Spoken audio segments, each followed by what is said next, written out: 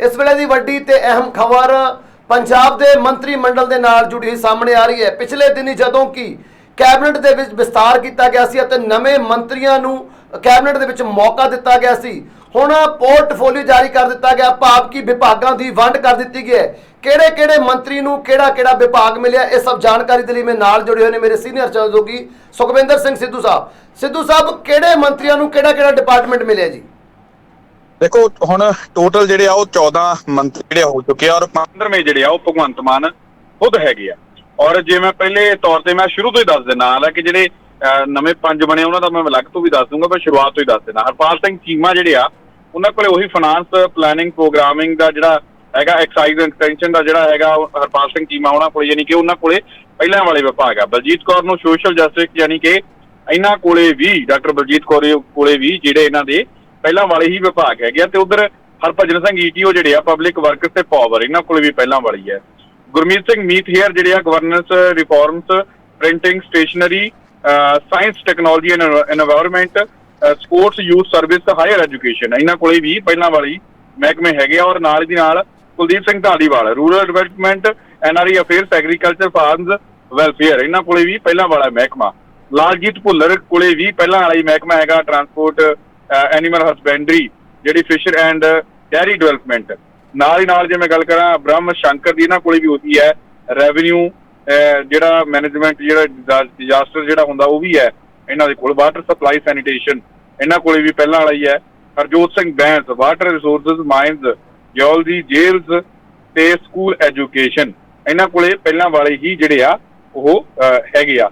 ਔਰ ਨਾਲ ਦੀ ਨਾਲ ਅਮਨ ਅਰੋੜਾ ਤੋਂ ਨਵੇਂ ਮੰਤਰੀਆਂ ਦੀ ਜਿਹੜੀ ਆ ਗਿਣਤੀ ਲਖਵਿੰਦਰ ਜੀ ਸ਼ੁਰੂ ਹੁੰਦੀ ਹੈ ਕਿਉਂਕਿ ਪਹਿਲਾਂ ਵਾਲੇ ਜਿਹੜੇ ਮੈਂ 9 ਦੱਸੇ ਹੈ ਉਹ 9 ਪਹਿਲਾਂ ਵਾਲੇ ਮੰਤਰੀ ਸੀ ਔਰ ਪਹਿਲਾਂ ਵਾਲੇ ਹੀ ਇਹਨਾਂ ਕੋਲੇ ਵਿਭਾਗ ਸੀਗੇ। ਔਰ ਜੇ ਮੈਂ ਹੁਣ ਅਮਨ ਅਰੋੜਾ ਦੀ ਗੱਲ ਕਰਾਂ ਇਹਨਾਂ ਕੋਲੇ ਇਨਫੋਰਮੇਸ਼ਨ ਐਂਡ ਪਬਲਿਕ ਰਿਲੇਸ਼ਨ ਆਪਣਾ ਪੱਤਰਕਾਰਤਾ ਦਾ ਵੀ ਉਹਦੇ ਵਿੱਚ ਆ ਜਾਂਦਾ ਹੈ।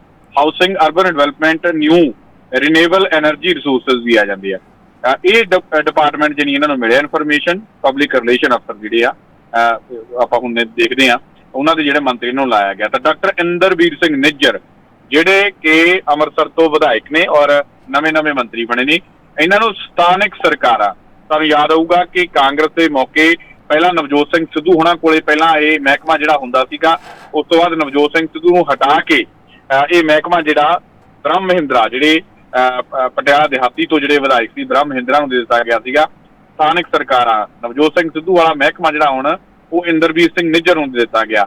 Local government parliamentary affairs conversation of conservation ਜਿਹੜਾ of land and water administration reforms ਇਹ ਜਿਹੜੇ ਆ ਡਾਕਟਰ ਇੰਦਰਬੀਰ ਨਿੱਜਰ ਨੂੰ ਜਿਹੜਾ ਦਿੱਤਾ ਗਿਆ। ਔਰ ਨਾਲ ਹੀ ਨਾਲ ਸਰਦਾਰ ਫੌਜਾ ਸਿੰਘ ਜਿਹੜੇ ਆ ਉਹਨਾਂ ਨੂੰ freedom fighter defence service welfare food processing ਇਹਨਾਂ ਦਾ ਜਿਹੜਾ ਮਹਿਕਮਾ ਉਹਨਾਂ ਨੂੰ ਦਿੱਤਾ ਗਿਆ। ਔਰ ਚੇਤਨ ਸਿੰਘ ਜੌੜ ਮਾਜਰਾ ਸਿਹਤ ਮੰਤਰੀ ਜਿਹੜੇ ਕਿ ਜਿਹੜੇ ਸਿੰਗਲਾ ਸੀਗਾ ਵਿਜੇ ਸਿੰਗਲਾ ਜਿਹੜੇ ਸੀਗੇ ਪਹਿਲੇ ਹੀ ਟਰਮ ਦੇ ਵਿੱਚ ਜਿਹੜੇ ਮੰਤਰੀ ਬਣਾਏ ਗਏ ਸੀ ਜਿਨ੍ਹਾਂ ਨੇ ਸਿੱਧੂ ਮੂਸੇਵਾਲਾ ਨੂੰ ਜਿਹੜਾ ਹਰਾਇਆ ਸੀਗਾ। ਤੁਹਾਨੂੰ ਚੇਤਾ ਹੋਊਗਾ ਕਿ ਸਿੱਧੂ ਮੂਸੇਵਾਲਾ ਨੂੰ ਮਾਨਸਾ ਤੋਂ ਵਿਜੇ ਸਿੰਗਲਾ ਨੇ ਹਰਾਇਆ ਸੀ। ਹਰਾਉਣ ਤੋਂ ਬਾਅਦ ਥਾਪੀਆਂ ਵੀ ਮਾਰੀਆਂ ਸੀ ਪਰ ਪਤਾ ਨਹੀਂ ਕੀ ਹੋਇਆ ਮਹੀਨੇ 2 ਮਹੀਨਿਆਂ ਬਾਅਦ ਹੀ ਜਿਹੜਾ ਉਹਨਾਂ ਨੂੰ ਪਤਾ ਨਹੀਂ ਕਿਹੋ ਜਿਹਾ ਰੰਗ ਚੜਿਆ। ਪਹਿਲਾਂ ਤਾਂ ਇਮਾਨਦਾਰੀ ਦੀਆਂ ਗੱਲਾਂ ਕਰਦੇ ਸੀ, ਬਾਅਦ ਦੇ ਵਿੱਚ ਪਤਾ ਨਹੀਂ ਕਿਹੋ ਜਿਹਾ ਰੰਗ ਚੜਿਆ, ਕਹਿੰਦੇ ਕਮਿਸ਼ਨ ਮੰਗਣ ਲੱਗ ਗਏ। ਫਿਰ ਭਗਵੰਤ ਮਾਨ ਨੇ ਉਹਨਾਂ ਨੂੰ ਜਿਹੜਾ ਮੰਤਰੀ ਮੰਡਲ ਦੇ ਵਿੱਚੋਂ ਕੱਢ ਦਿੱਤਾ ਤੇ ਉਹ ਜਿਹੜਾ ਮਹਿਕਮਾ ਸੀਗਾ ਜਦੋਂ ਉਹਨਾਂ ਨੂੰ ਮੰਤਰੀ ਮੰਡਲ ਦੇ ਵਿੱਚੋਂ ਕੱਢਿਆ ਗਿਆ ਜੇਲ੍ਹ ਭੇਜ ਦਿੱਤਾ ਗਿਆ ਉਹ ਮਹਿਕਮਾ ਭਗਵੰਤ ਸਿੰਘ ਮਾਨ ਹੋਰਾਂ ਕੋਲੇ ਸੀ। ਤੇ ਹੁਣ ਵਿਜੇ ਸਿੰਗਲਾ ਵਾਲਾ ਜਿਹੜਾ ਇਹ ਮਹਿਕਮਾ ਸਿਹਤ ਮੰਤਰੀ ਹੁਣ ਪੰਜਾਬ ਦੇ ਜਿਹੜੇ ਆ ਉਹ ਨਵੇਂ ਚੇਤਨ ਸਿੰਘ ਜੌੜ ਮਾਜਰਾ ਨੇ। ਚੇਤਨ ਸਿੰਘ ਜੌੜ ਮਾਜਰਾ ਨੂੰ ਪੰਜਾਬ ਦਾ ਜਿਹੜਾ ਉਹ ਹੈਲਥ ਮਿਨਿਸਟਰ ਬਣਾਇਆ ਗਿਆ, ਸਿਹਤ ਮੰਤਰੀ ਬਣਾਇਆ ਗਿਆ। ਔਰ medical education and research elections ਤੇ ਇਹ ਜਿਹੜੀਆਂ ਮਹਿਕਮਾ ਜਿਹੜੀ ਇਹਨਾਂ ਕੋਲ ਸਿਹਤ ਮੰਤਰੀ ਜਿਹੜਾ ਬਣਾਇਆ ਗਿਆ। ਉਧਰ ਅਨਮੋਲ ਗਗਨ ਮਾਨ ਜਿਹੜੇ ਆ ਪਹਿਲੀ ਵਾਰੀ ਵਿਧਾਇਕ ਖਰੜ ਤੋਂ ਚੁਣੇ ਗਏ ਆ। ਕਲਾਕਾਰ ਸਾਥੀ ਆ ਭਗਵੰਤ ਸਿੰਘ ਮਾਨ ਹੋਰਾਂ ਦੇ ਔਰ ਕਲਾਕਾਰ ਹੀ ਨੇ ਔਰ ਕਲਾਕਾਰ ਨਾਲ ਸੰਬੰਧਿਤ ਜਿਹੜਾ ਉਹਨਾਂ ਨੂੰ ਮਹਿਕਮਾ ਜਿਹੜਾ ਦਿੱਤਾ ਗਿਆ ਟੂਰਿਜ਼ਮ ਐਂਡ ਕਲਚਰ ਅਫੇਅਰਸ ਵੀ ਕਿਸੇ ਟਾਈਮ ਜਿਹੜਾ ਨਵਜੋਤ ਸਿੰਘ ਸਿੱਧੂ ਹੋਰਾਂ ਕੋਲੇ ਜਿਹੜਾ ਉਹ ਰਿਹਾ ਸੀਗਾ ਟੂਰਿਜ਼ਮ ਦਾ ਜਿਹੜਾ ਰਿਹਾ ਸੀਗਾ। ਔਰ ਇਹਨਾਂ ਦੇ ਕੋਲੇ ਟੂਰਿਜ਼ਮ ਔਰ culture affairs investment promotion labour removal ਦਾ ਵੀ ਜਿਹੜਾ ਇਹਨਾਂ ਕੋਲੇ ਰਿਮੂਵਲ ਆਫ ਗ੍ਰੈਵੈਂਸਸ ਇਹ ਜਿਹੜਾ ਇਹਨਾਂ ਕੋਲੇ ਮਹਿਕਮਾ ਹੈਗਾ।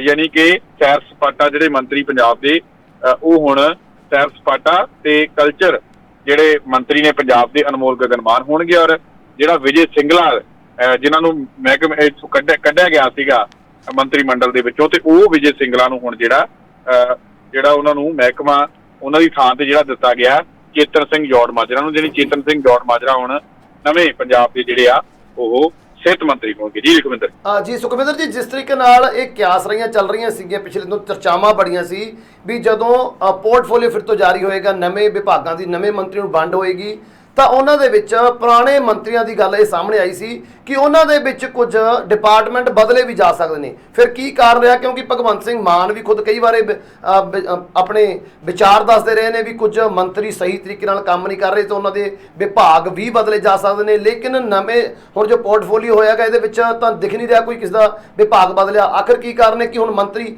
ਸਹੀ ਤਰੀਕੇ ਨਾਲ ਕੰਮ ਕਰਨ ਲੱਗੇ? ਦੇਖੋ ਉਹ ਹੁਣ ਪਤਾ ਨਹੀਂ, ਹੁਣ ਪਤਾ ਕੀ ਗੱਲ ਹੈ, ਪਹਿਲਾਂ ਚਰਚਾਵਾਂ ਤਾਂ ਇਹ ਵੀ ਸੀ ਲਖਵਿੰਦਰ ਜੀ ਕਿ ਕੁਝ ਮੰਤਰੀਆਂ ਦੇ ਜਿਹੜੇ ਵਿਭਾਗ ਤਾਂ ਠੀਕ ਹੈ ਬਦਲੇ ਜਾਣਗੇ, ਕੁਝ ਮੰਤਰੀ ਦੀ ਵੀ ਛੁੱਟੀ ਹੋ ਸਕਦੀ ਹੈ।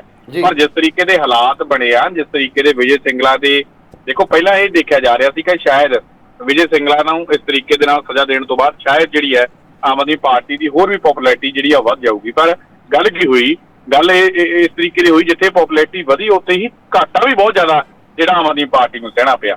ਤਾਂ ਜੇ ਹੁਣੇ ਮੰਤਰੀਆਂ ਤੋਂ ਵਿਭਾਗ ਖੋਏ ਜਾਂਦੇ, ਜੇ ਹੁਣੇ ਮੰਤਰੀਆਂ ਤੋਂ ਵਿਭਾਗ ਖੋ ਕੇ ਦਿੱਤੇ ਜਾਂਦੇ ਔਰ ਮੰਤਰੀ ਬਦਲੇ ਜਾਂਦੇ, ਤਾਂ ਮੈਨੂੰ ਲੱਗਦਾ ਕਿ ਹੋਰ ਉਹਨਾਂ ਦੀ ਜਿਹੜੀਆਂ ਮਿੱਟੀ ਪੀਤ ਹੋਣਗੀ। ਔਰ ਮੈਨੂੰ ਲੱਗਦਾ ਕਿ ਜਿਹੜੇ ਮੇਨ ਮਹਿਕਮੇ ਹੁੰਦੇ ਨਾ ਲਖਵਿੰਦਰ ਜੀ, ਉਹ ਮਹਿਕਮਿਆਂ ਦੀ ਆਪਾਂ ਨੂੰ ਜਾਣਕਾਰੀ ਹੁੰਦੀ ਹੈ ਕਿ ਕਿਹੜੇ ਮੰਤਰੀ ਕੋਲੇ ਕਿਹੜਾ ਵਿਭਾਗ ਸੀ। ਔਰ ਭਗਵੰਤ ਮਾਨ ਕੋਲੇ ਖੁਦ ਜਿਹੜੇ 27 ਵਿਭਾਗ ਸੀਗੇ।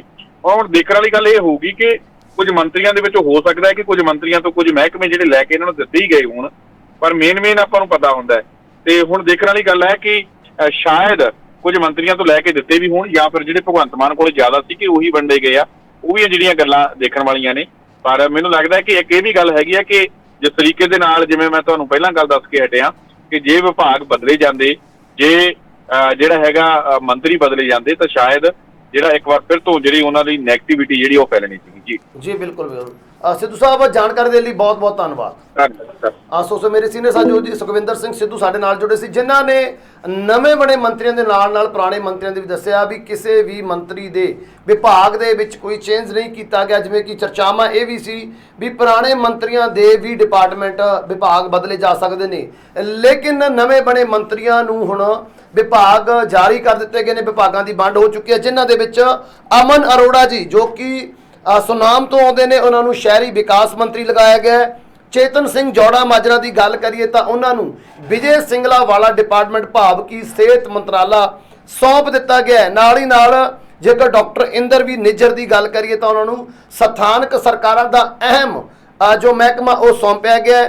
ਅਨਮੋਲ ਗਗਨਮਾਨ, ਜਿਵੇਂ ਕਿ ਸਿੱਧੂ ਸਾਹਿਬ ਨੇ ਦੱਸਿਆ, ਸਾਡੇ ਸੀਨੀਅਰ ਸਹਿਯੋਗੀ ਸੁਖਵਿੰਦਰ ਸਿੰਘ ਸਿੱਧੂ ਨੇ, ਕਿ ਭਗਵੰਤ ਮਾਨ ਦੇ ਜੋ ਕਿ ਸਹਿਯੋਗੀ ਵੀ ਰਹੇ ਨੇ, ਉਹਨਾਂ ਦੇ ਨਾਲ ਕਲਚਰ ਪ੍ਰੋਗਰਾਮ ਦੇ ਵਿੱਚ ਵੀ ਰਹੇ ਨੇ, ਭਾਵ ਕਿ ਕਲਾਕਾਰ ਭਾਈਚਾਰੇ ਦੇ ਵਿੱਚ ਆਉਂਦੇ ਸੀ, ਉਹਨਾਂ ਨੂੰ ਸੈਰ ਸਪਾਟਾ ਮੰਤਰੀ ਬਣਾਇਆ ਗਿਆ। ਨਾਲ ਹੀ ਨਾਲ ਜੇਕਰ ਗੱਲ ਕਰੀਏ ਫੌਜਾ ਸਿੰਘ ਸਰਾਰੀ ਦੀ, ਤਾਂ ਉਹਨਾਂ ਨੂੰ ਫਰੀडम ਫਾਈਟਰ ਦੇ ਨਾਲ ਡਿਫੈਂਸ ਸਰਵਿਸ ਦੀ ਵੈਲਫੇਅਰ ਦਾ ਤੇ ਨਾਲ ਹੀ ਨਾਲ ਫੂਡ ਪ੍ਰੋਸੈਸਿੰਗ ਮੰਤਰੀ ਵੀ ਬਣਾਇਆ ਗਿਆ। ਸੋ ਨਵੇਂ ਬਣੇ ਮੰਤਰੀਆਂ ਨੂੰ ਵਿਭਾਗਾਂ ਦੀ ਵੰਡ ਕਰ ਦਿੱਤੀ ਗਿਆ। ਤੋਂ ਰਾਹਤ ਦੀ ਖਬਰ ਪੁਰਾਣੇ ਮੰਤਰੀਆਂ ਦੀ ਵੀ ਲਈ ਹੈ ਵੀ ਜਿਸ ਤਰੀਕੇ ਨਾਲ ਚਰਚਾਵਾਂ ਸੀ ਕਿ ਇੱਕ ਦੋ ਮੰਤਰੀਆਂ ਦੀ ਛੁੱਟੀ ਤੱਕ ਹੋ ਸਕਦੀ ਹੈ, ਤੇ ਨਾਲ ਹੀ ਨਾਲ ਇਹ ਵੀ ਕਿਹਾ ਗਿਆ ਸੀ ਵੀ ਹੋ ਸਕਦਾ ਹੈ ਜਦੋਂ ਇਹ ਨਵਾਂ ਪੋਰਟਫੋਲੀਓ ਆਵੇ, ਵਿਭਾਗਾਂ ਦੀ ਵੰਡ ਹੋਵੇ, ਤਾਂ ਕਿਸੇ ਪੁਰਾਣੇ ਮੰਤਰੀ ਤੋਂ ਉਹਨਾਂ ਦਾ ਵਿਭਾਗ ਵੀ ਵਾਪਸ ਲਿਆ ਜਾ ਸਕਦਾ ਜਾਂ ਕਿਸੇ ਹੋਰ ਵਿਭਾਗ ਦੇ ਵਿੱਚ ਉਹਨਾਂ ਨੂੰ ਮਰਜ ਕਰ ਦਿੱਤਾ ਜਾਂਦਾ। ਹੋਰ ਮੰਤਰੀ ਨੂੰ ਉਹਨਾਂ ਦਾ ਵਿਭਾਗ ਸੌਂਪ ਕੇ ਕਿਸੇ ਹੋਰ ਵਿਭਾਗ ਦੇ ਨਾਲ ਉਹਨਾਂ ਨੂੰ ਸੰਬੰਧਿਤ ਚਾਰਜ ਦਿੱਤਾ ਜਾਂਦਾ ਹੈ। ਲੇਕਿਨ ਪੁਰਾਣੇ